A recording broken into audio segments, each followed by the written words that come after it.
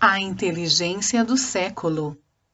Piero Tavolazzi, editora Alta Books, primeira edição. Capítulo 4. A chave da prosperidade. Sua identidade espiritual. Não deixe ninguém roubar sua identidade dizendo que você não é capaz. Quando você descobre quem é, a palavra impossível desaparece da sua mente. Não dei ouvido para pessoas que não acreditam em mim. Piero Tavolazzi. O bilhete de passagem para o início desta jornada que proponho começa com esta indagação: quem é você? Já fizemos essa pergunta aqui, mas neste momento, como você verá? Ela ganhará ainda mais relevância? De modo geral, como eu disse anteriormente, quando perguntadas sobre isso, as pessoas pensam imediatamente em seus dados ou informações cadastrais, ou seja, pensam em seus nomes, nos lugares onde moram ou trabalham, seus documentos, sua formação, filiação e etc. Mas esses dados contam apenas o que você fez. Falam dos lugares por onde passou e lhe dão a identificação social. No entanto, esses dados não dizem nada sobre o que você é de verdade. Esses dados não informam nada sobre sua identidade espiritual, que é o que trato aqui. Quando você não sabe quem é, neste sentido do qual estou me referindo, você vive como um filho bastardo no mundo, como se estivesse desnorteado, iludido, correndo atrás de prazeres fugazes, sem conseguir dar um norte verdadeiro e consistente para sua trajetória. Muitas vezes ficamos intrigados por não saber o que fazer da vida, às vezes até inconformados por não termos claro um propósito que nos encaminhe no mundo.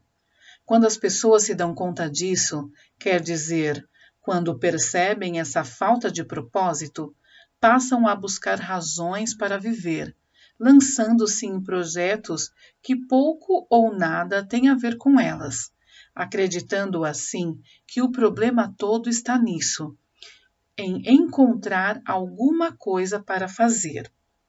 Só que isso não resolve a questão. É claro que é importante ter um propósito de vida. Contudo, você só terá um no dia em que descobrir quem verdadeiramente é.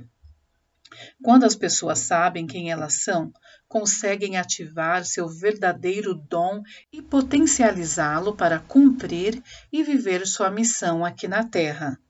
Isso só acontece quando você descobre sua identidade espiritual. A identidade espiritual é uma das coisas mais poderosas que o ser humano tem. Ela se baseia em camadas. A primeira camada é o que Deus pensa que eu sou ou o que Deus pensa sobre mim. Antes mesmo de você nascer, antes mesmo de ser formado, Deus já sabia de sua existência. E Ele escolheu você para vir ao mundo à imagem e semelhança de Cristo, que foi seu outro filho, o Filho de Deus. Jesus Cristo veio a este mundo e morreu por nós. Se todos nós somos filhos de Deus, então o Pai vê você como seu filho, como alguém único, pois não há ninguém neste mundo igual a você. Quando você tem a clareza de que Jesus o ama, de que Deus o criou como um ser único e que o amor de Deus é incondicional, isso é, ele o aceita do jeito que você é, então as coisas começam a fazer sentido em sua vida. Não importa se você é um pecador, se tem desafios, vícios, se tem um bom coração ou mesmo não tem um coração assim tão bom. Nada disso importa para que Deus o ame. Acreditar nisso faz toda a diferença em sua vida. Lembre-se de que quando Jesus foi crucificado, ao seu lado estava um assassino que lhe pediu o seguinte. Então ele disse: Jesus, lembre-se de mim quando vier no seu reino. Ao que Jesus respondeu, mesmo sabendo que aquele homem morreria e que era um assassino. E Jesus lhe respondeu: Eu lhe asseguro que hoje você estará comigo no paraíso. Lucas capítulo 23, versículo 42 e 43. Ou seja, Jesus não só perdoou aquele assassino, como com o seu gesto lembrou-lhe de que ele, Jesus, veio do mesmo Pai que aquele assassino. Quando disse isso, Jesus estendeu a mão àquele homem, dando sentido, mesmo na morte, à sua vida. O mesmo se repete quando você se identifica espiritualmente, ao descobrir quem é você. Mesmo que você tenha tido uma vida desregada, com problemas, dificuldades, vícios e más ações, você estará inteiramente nas mãos de Deus. A partir do momento que você acredita que tem um Pai e que este Pai, na imagem de Deus, o ama acima de tudo e de que, de uma forma condicional, sua vida ganha um outro significado. Você pode conversar com ele, contar seus segredos, suas angústias, abrir seu coração, compartilhando seu íntimo e seus sonhos, pois a partir desse momento toda a sua história passa a ter um novo sentido se você descobre seu propósito e sua missão. Quando você abre seu coração e com certeza ouve o que o Pai pensa sobre você, 80% da sua identidade é ativada. Essa é a razão que explica por que a maioria das pessoas tem dificuldade de ativar a sua identidade. Falta-lhe saber, com certeza, quem elas são em Deus. Elas acham que Deus está distante, quando, na verdade, quem está distante de Deus são elas. Acham que Deus não tem tempo para elas, quando, na verdade, são elas que não têm tempo para Deus. Ou que Deus não as escuta, quando, na verdade, são elas que estão com o coração fechado e não conseguem ouvir a palavra de Deus.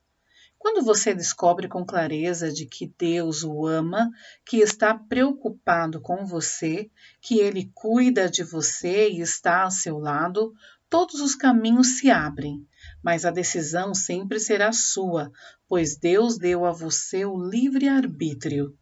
Nunca Deus intercederá por você sem que você faça essa escolha. Ele estará sempre do seu lado, não importa quem você seja.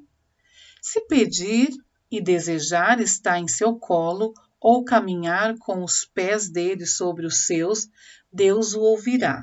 Mas se também nada pedir, ele ficará em silêncio. A decisão sempre será sua. Mas e os outros 20% da sua camada espiritual? Ter certeza sobre o que Deus pensa de você é suficiente para ativar 80% da sua identidade espiritual. Mas o que será que ativa os 20 restantes? A resposta está nesta pergunta: como você se vê? Ou o que você pensa de você? Agora, veja que interessante. A visão que tem de si mesmo representa apenas 20% da sua identidade espiritual, no qual ela é essencial para que toda a sua identidade seja ativada. Se você, por exemplo, não se achar uma pessoa merecedora, não conseguir se ver como alguém extraordinário, ou não se ver como uma pessoa capaz de grandes realizações, nada adiantará.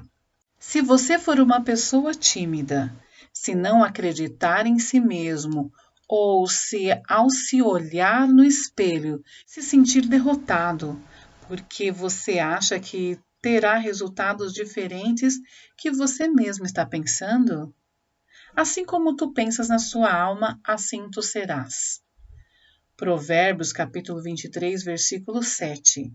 Portanto, para ativar 100% da sua identidade espiritual, você precisa ter um autoconceito muito bem avaliado por você mesmo. Aliás, quem melhor do que você para acreditar no que é capaz de fazer? Os resultados que você obtiver nunca serão maiores que o seu autoconceito, que é como você se enxerga. Geralmente, você só recebe aquilo que acredita merecer. Se acha que merece pouco, seja em que área for, esse será o tamanho da sua recompensa. Se achar que merece mais, você receberá mais. Se achar que merece 10 vezes mais, assim também será atendido. Perguntas: como você se vê hoje? Sente-se capaz ou incapaz? Sente-se extraordinário ou extraordinária? Ou fracassado ou fracassada? Fale um pouco sobre você e escreva. Como eu disse no capítulo anterior, na sugestão do Incantation, esse eu sou é absolutamente poderoso. Lembre-se de que, ao tentar conflitar a identidade de Jesus em sua época, os que cercavam não perguntavam de onde Jesus vinha, mas quem ele era. E Jesus, por 7 vezes, conforme nos conta o apóstolo João, respondeu: Eu sou o pão da vida. João, capítulo 6, versículo 35, diz: Eu sou a luz do mundo. João, capítulo 8, versículo 12, Eu sou o caminho, a verdade e a vida. João, capítulo 14, versículo 6, Eu sou a videira verdadeira. João, capítulo 15, versículo 1, Eu sou a porta. João, capítulo 10, versículos 7 e 9, Eu sou o bom pastor. João, capítulo 10, versículo 11 e 14 diz, Eu sou a ressurreição e a vida. João, capítulo 11, versículo 25. Jesus tinha certeza quem ele era. Quando menino, ele foi carpinteiro, depois deixou de ser carpinteiro para ser Jesus Cristo. E quando ele teve a convicção de quem era, não existiram mais limites para ele. E veja como a identidade dele era muito forte. Jesus tinha muita clareza de que o Pai o tinha posto no mundo para uma missão especial, porque Deus amava muito o seu filho. E isso deixava ainda mais claro quem ele era. Por isso ele dizia, Eu sou. Dele vinham as virtudes, porque ele, Jesus, também é Pai. Lembre-se do ministério da Trindade. Também é ressurreição, também é amor.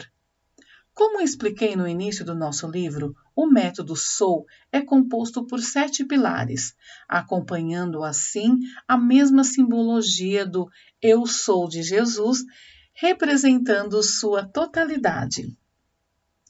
As 3 camadas que roubam sua identidade espiritual. Quando abrir seu coração, ouvir a voz do Pai e tiver clareza sobre quem você é, 100% da sua identidade espiritual será ativada. Porém, de modo geral, a maioria das pessoas fica presa nas últimas 3 camadas, que são o que os seus pais, ou professores ou responsáveis, diziam de você na infância ou na adolescência. Você não vai dar em nada, você será um fracasso, você terá muita dificuldade na vida e etc. Esse discurso certamente influenciou a maneira como você se enxerga hoje.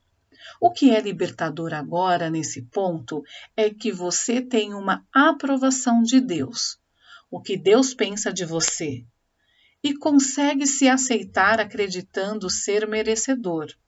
O que você pensa de si mesmo? Então não importa mais o que os seus pais ou as pessoas que cuidavam de você diziam no passado. Aliás, não importa mais o que os outros dizem ou pensam sobre você. A opinião dos outros não importa mais do que a sua própria opinião. Você é único, tem seu próprio jeito de ser, de fazer as coisas e acreditar em si mesmo e se abrir para o Pai. Tudo dará certo.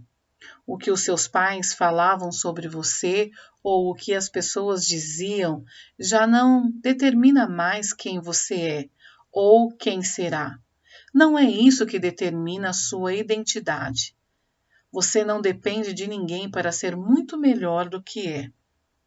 Sua crença nesse aspecto deve ser: eu não me importo com o que eles, pais responsáveis, etc., pensam e falem na minha infância sobre quem eu era. Sei que eu sou e ponto final. Pergunta: o que seus pais ou as pessoas que cuidavam de você diziam para você quando criança ou adolescente? E como eles veem você? A outra camada pode ser sintetizada no que chamo de aprovação dos outros, isso é, como as pessoas verão você, o que acharão de você e se irão ou não aprovar o que você faz. Vale dizer que muitos, a maioria eu diria, esperam ardentemente ser aprovados pelos outros. E se isso não acontece, ficam paralisados. Se você espera paralisado por aprovação, nunca conseguirá ousar e nem viver plenamente seu potencial.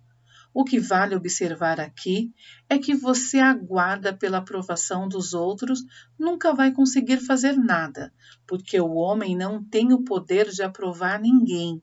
Nem Jesus foi aprovado pelos seus próprios contemporâneos. E ainda hoje, muitos o questionam. Imagine se Jesus fosse aguardar alguma aprovação para ser quem ele foi e é. Chegaram a crucificar Jesus. Veja só, sendo quem ele era, e ainda assim nem todos o aprovaram.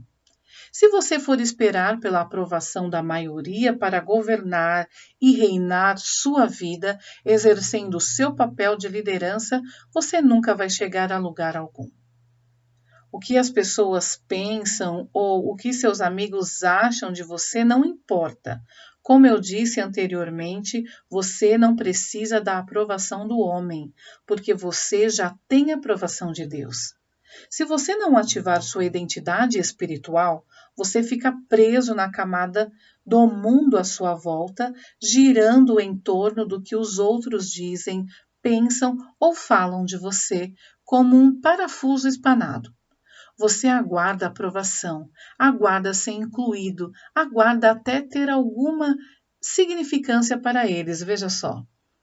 Quando isso acontece, sua vida não pertence mais a você. Na verdade, sua vida estará nas mãos dos outros. Se você está preso na opinião das pessoas, você não consegue enxergar sua missão e o seu dom único na Terra, porque você perde a sua liberdade de expressão. Fica sem liberdade de colocar para fora o que acha, o que pensa, perde a oportunidade de ser unicamente quem você é. Não deixe ninguém roubar sua identidade dizendo que você não é capaz. Sua crença nesse aspecto deve ser: eu não me importo com o que os outros pensam e falam a meu respeito. Sei quem eu sou e ponto final. Pergunto: o que os outros dizem ou esperam que você seja? Como as pessoas veem você? Terceiro ponto. O terceiro ponto que emperra a sua identidade espiritual tem a ver com a cultura da nossa sociedade, nosso país. E muitos ficam amarrados aqui. As pessoas carregam um peso muito grande e pagam um preço elevadíssimo por isso, por nem sempre se enquadrarem no modelo exigido por nossa sociedade, nosso país. Se você não tem dinheiro, se não é uma pessoa de destaque, se não tem poder, se não tem o último modelo de celular ou o carro do ano, uma casa na praia e etc., você está fora. É uma peça descartada, preterida pelos círculos sociais e até pelo próprio mercado. Por que isso acontece? Porque as pessoas na sua volta, como representação da sociedade, do seu país, esperam que você tenha sucesso, ou pelo menos o padrão de sucesso que eles criaram. Só que aquilo que é sucesso para eles nem sempre é sucesso para você, ou mesmo para mim. O sucesso é algo muito relativo, pessoal e particular. O que faz você vibrar e sentir bem é algo completamente diferente do que faz o seu vizinho vibrar e sentir bem. Você não precisa atender o padrão normal de sucesso, adotado pela sociedade, pelo país, pelo mercado, para obter o seu verdadeiro sucesso. E pouco importa se você é um funcionário público ou um assalariado ou empresário. Se você está com Deus e sabe quem é, então está livre para ser e fazer o que quiser. Se você quer ter uma casa na praia ou ter um carro do ano, isso em si não é problema algum desde que você queira isso por vontade própria e não por exigência, velada ou implícita, do que pede a sociedade. É claro que vencer essa camada não é algo simples. O que está por trás desse tipo de cobrança social é uma espécie de cultura moral, que faz duras cobranças e impõe sensações emocionais a quem se submete a essas regras.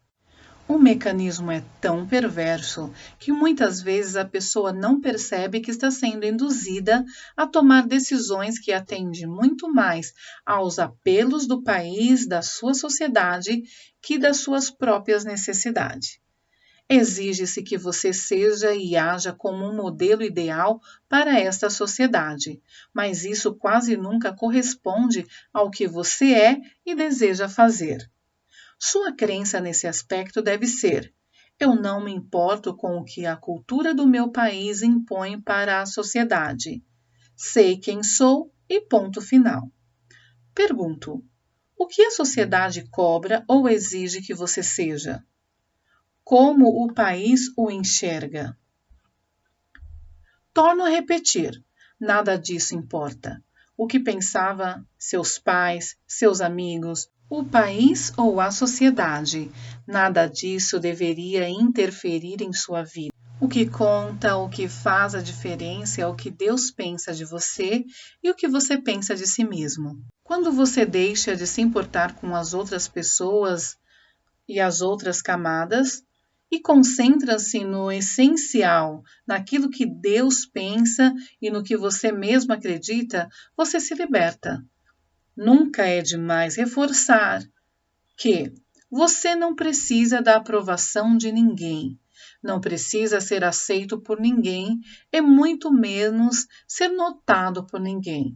Você só precisa reconhecer quem você é. Portanto, aceite-se mais, ame-se mais e valorize-se mais, a ponto de afastar tudo aquilo que não deixa você ser feliz ou que impede de você desenvolver como pessoa. Nunca é demais repetir: se você tem a certeza de Deus, se já tem a sua aprovação, você não precisa da certeza do homem para ser quem você é verdadeiramente. Superando suas próprias amarras. Atente-se para isto. O grande desafio não está em superar o que os outros pensam de você. Isso é algo que faz parte do mundo, da sociedade e das pessoas de modo geral. O grande desafio de que você precisa vencer está dentro de você. Digo isto porque a maioria das pessoas precisa de aceitação dos outros, e querem ser aprovadas, querem ter a aprovação dos outros, sendo capazes de qualquer coisa para fugir da crítica e da rejeição. Esse é o grande problema. Quando você deixa de ouvir as críticas ou de colocar de modo a não precisar e a não depender mais do que os outros pensam e dizem sobre você tudo muda. Mas veja que interessante, quando você deixa de ouvir as críticas, ou pelo menos de se guiar exclusivamente por elas, isso não quer dizer que essas críticas deixam de existir, ou que as pessoas deixaram de falar de você. Não, nada disso. Você está no mundo, está exposto a todo tipo de crítica. Na verdade, se você quiser crescer, será criticado. Se você ousar, será criticado. Qualquer movimento que você faça em direção ao seu próprio desenvolvimento será passível de críticas. Aprenda uma coisa: quanto mais você cresce, maiores serão as críticas e a perseguição.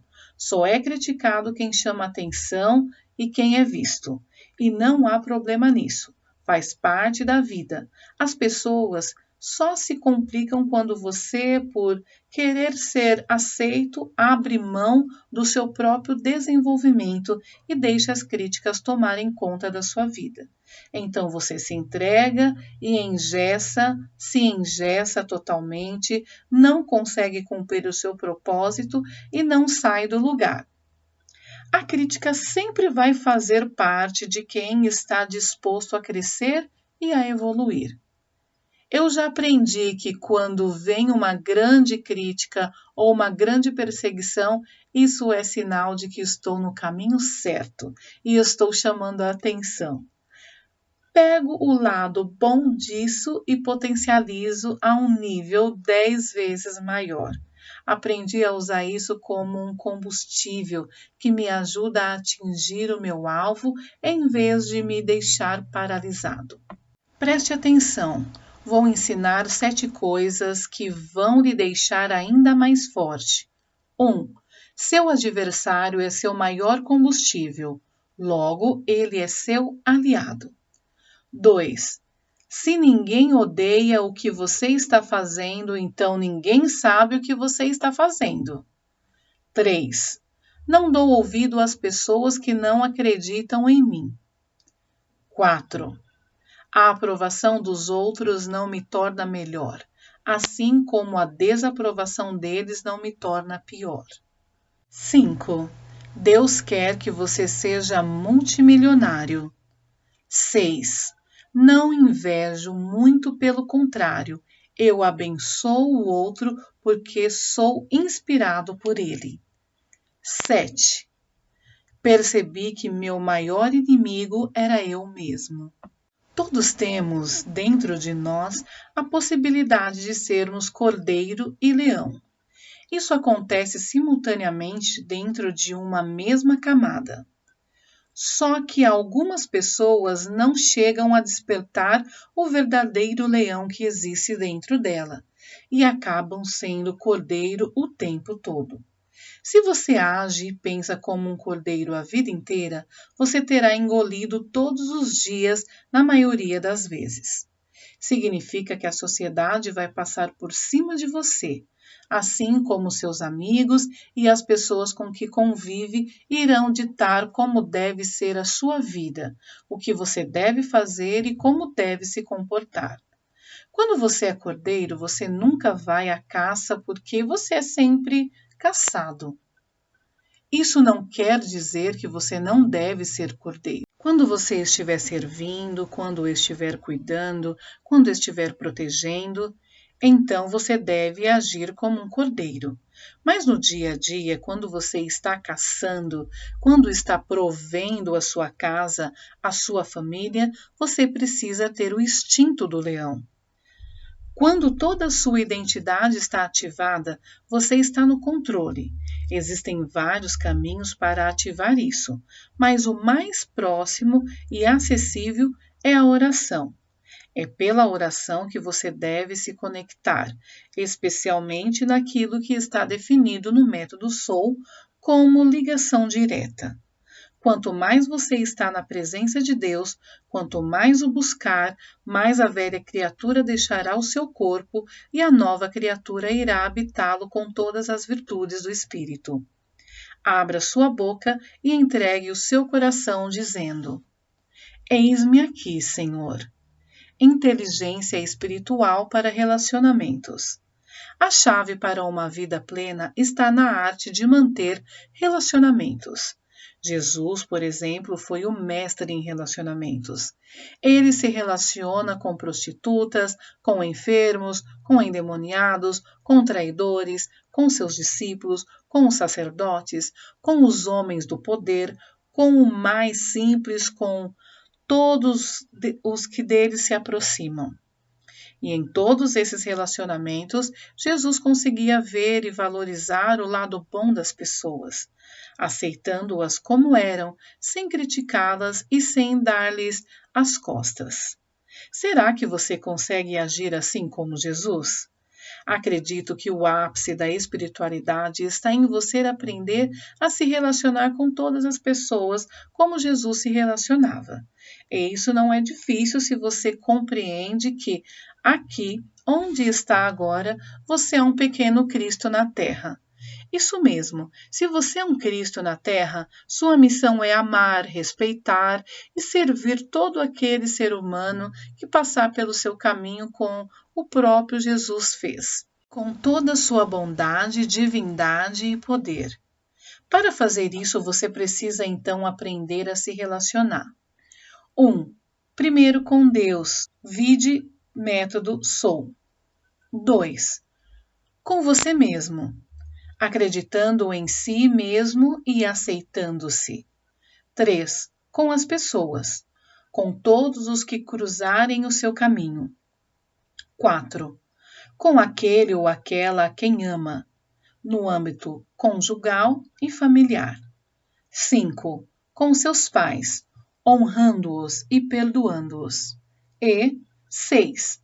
Com os traidores, aqueles que o traíram, abandonaram e rejeitaram.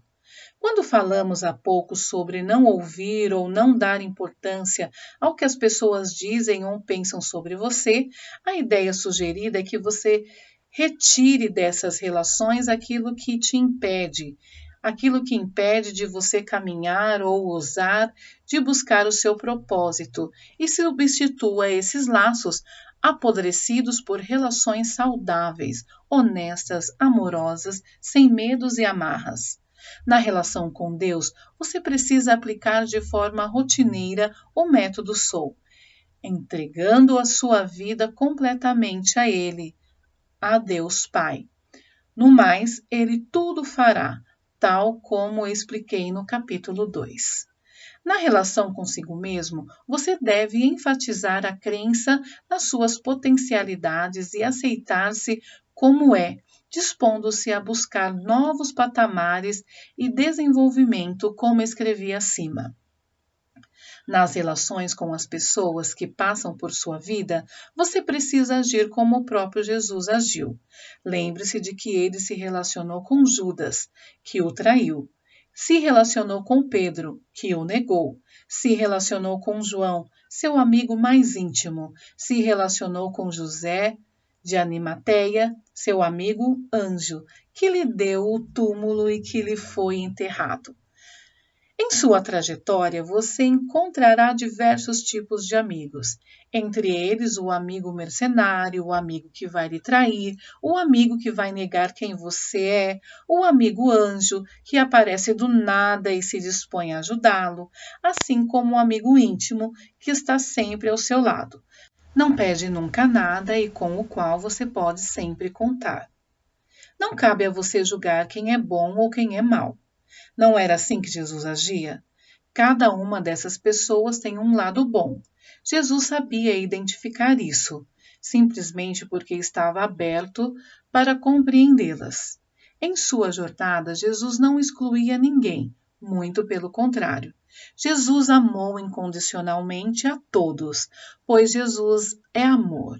Será que você pode ser amor para esta geração? Tudo o que essa geração está precisando é do seu amor e do seu perdão. Vamos ver como está a intensidade desses seus relacionamentos? De 0 a 10, como está o nível do seu relacionamento? Com Deus. Dê uma nota de avaliação de 0 a 10 e escreva o que você vai fazer para melhorar este relacionamento espiritual. Com você mesmo, você se ama? Dê uma nota de avaliação de 0 a 10 e escreva o que você vai fazer para se amar e se valorizar mais. Com as pessoas, você se isola, é egoísta ou gosta de se relacionar? Dê uma nota de avaliação de 0 a 10 e escreva o que você vai fazer para melhorar sua interação com as pessoas à sua volta. Com aqueles com que você convive, cônjuge ou família, você está realmente cuidando e amando seu cônjuge e sua família? Dê uma nota de avaliação de 0 a 10 e escreva o que você vai fazer para melhorar estas relações.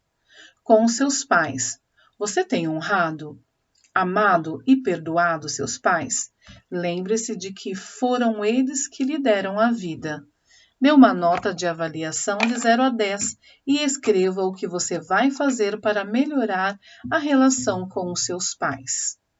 Com seus traidores, dê uma nota de avaliação de 0 a 10 e escreva quando você vai ligar ou falar com eles para perdoá-los.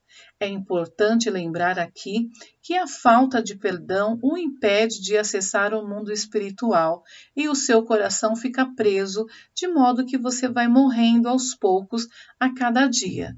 Liberte-se disso já! Se você agir como Jesus, compreendendo cada uma dessas pessoas e tentando despertar em cada uma delas o seu bom, seus relacionamentos e se tornarão mais saudáveis e frutíferos.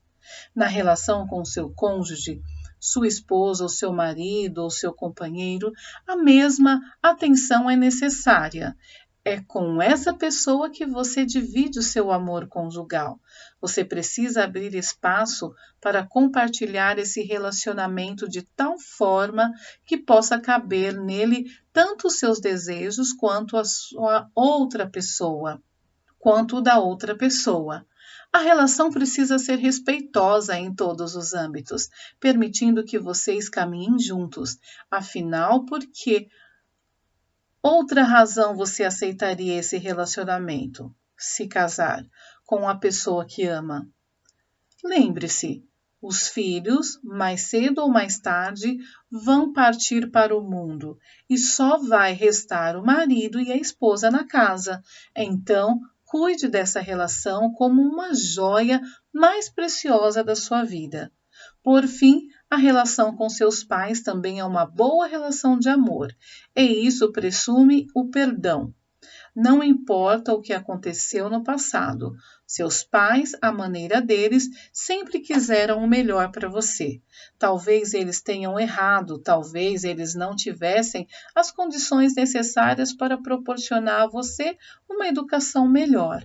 Talvez eles não tiveram a informação adequada para dar uma boa educação, ou talvez eles tenham protegido mais um ou outro irmão do que você.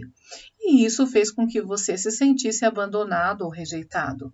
Mas tenha uma certeza, se isso aconteceu é porque eles viram em você mais maturidade e segurança do que nos outros. E só por isso eles acharam que deveriam proteger mais o outro irmão, a outra irmã do que você. Então, se orgulhe disso, porque eles o amam também.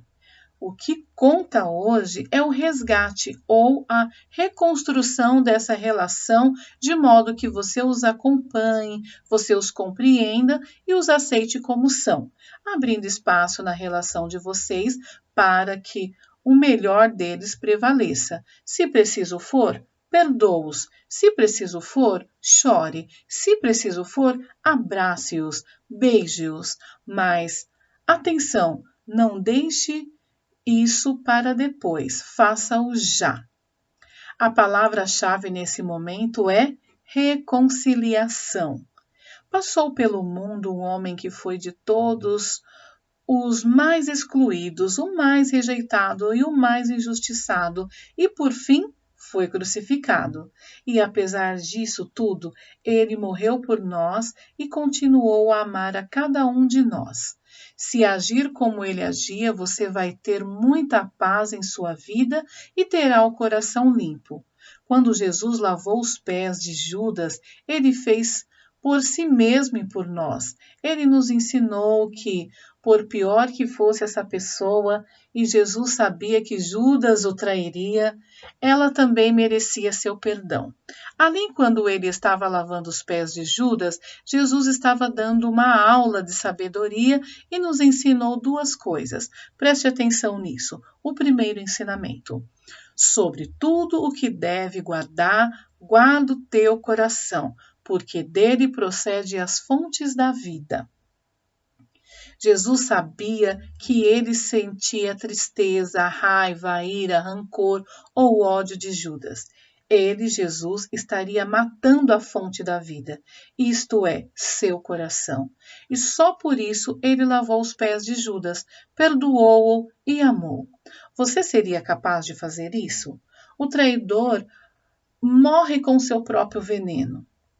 O traidor será colocado pelo inimigo para tentar roubar seu coração, e é exatamente no seu coração que está o sopro da vida. O segundo ensinamento de Jesus: se alguém trair você, lave os pés dessa pessoa. Em outras palavras, perdoe, pois o perdão é essencial para a sua liberdade. A falta de perdão rouba seu coração, ou seja, rouba sua luz, sua vida, sua alegria, seu vigor. A falta de perdão enfraquece os ossos. O mal que os outros tentam fazer a você, na verdade, é o mal que eles fazem para si mesmo. Aceitar as pessoas como elas são não significa que você tenha que ser submisso ou tenha que ser dominado por elas, aceitando a vontade delas. Não é isso. Jesus nunca foi dominado por ninguém, comandado por ninguém, simplesmente porque ele sabia quem ele era. Para agir como Jesus, você precisa ter mentalidade de governo para governar como Jesus governou e ter um coração de servo para servir como Jesus serviu. Até o próximo capítulo. Obrigado por ter me acompanhado até aqui. Se você ainda não é inscrito no meu canal, por favor, se inscreva em meu canal, acione o sininho das notificações, dê o seu like para que o YouTube possa entender que você gostou deste conteúdo e possa entregar para outras pessoas. Até o próximo capítulo.